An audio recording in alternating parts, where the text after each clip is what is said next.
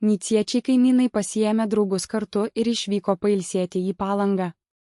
Atėjus vėlyvam vakarui, kai visi jau buvo išvargę po dienos darbų ir pramogų, nicietis Batuotas katinas, pasvaliečiai sutuoktiniai Džinas ir Eleonora Buteliai vėl grįžo į savo viešbučio kambarį, pasiruošę miegoti.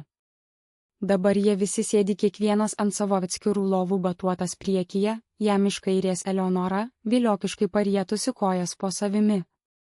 O visai ir gan jaukius kambariukus jie tada savo visi pajūrio kurorto mieste buvo savo išsinuomoję.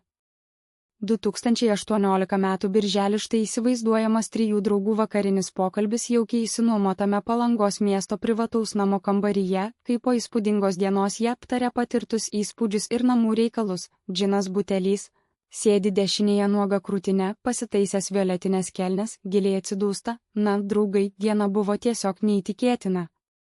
Nuo pat ankstyvo ryto ant kojų, bet užtat kaip smagiai Palangą užvalgėm.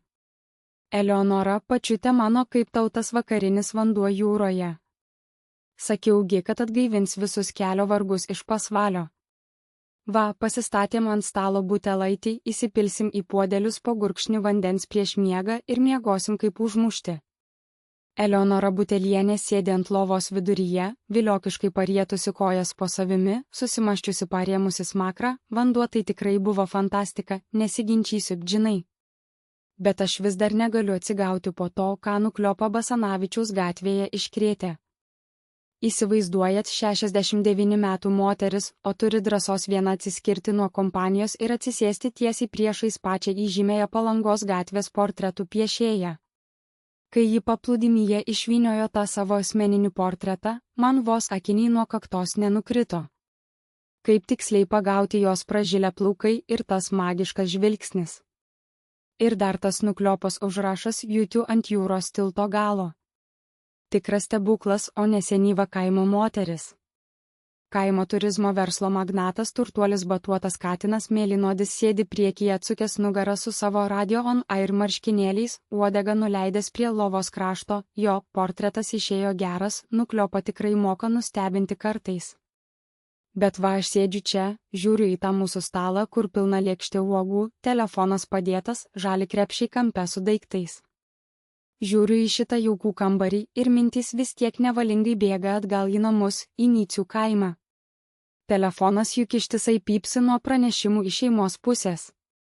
Eleonora Butelienė suinteresuotai pažvelgia į jį, o kas ten darosi Batuotai? Ar kas nors nutiko tavo kaimo turizmo sodyboje Papyvesio slėnyje, už Ukėžių kaimo? Turtuolis Batuotas katinas atsisuka pusiau per petį, rimtų veidų, verslas tai sukasi ir toliau, prestižas kyla, klientų ponai plūsta, dėl to ramybė. Aš tiesiog apie savo artimuosius kaime galvoju, kurie ten liko viską prižiūrėti. Mano katinų šeimos namuose Nyčiuose dabar pats darbymetis.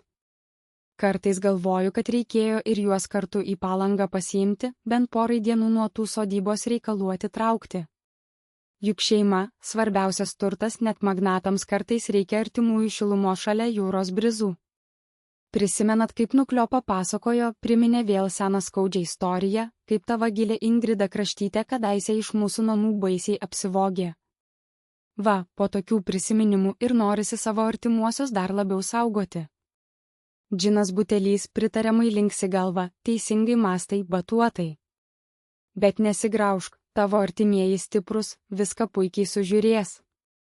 O mes rytoj atsikelsim anksti, vėl lėksim prie jūros, susitiksim su burtininkais Malkomu, Nukliopa ir Marijona ir pratesim šitas fantastinės birželio atostogas.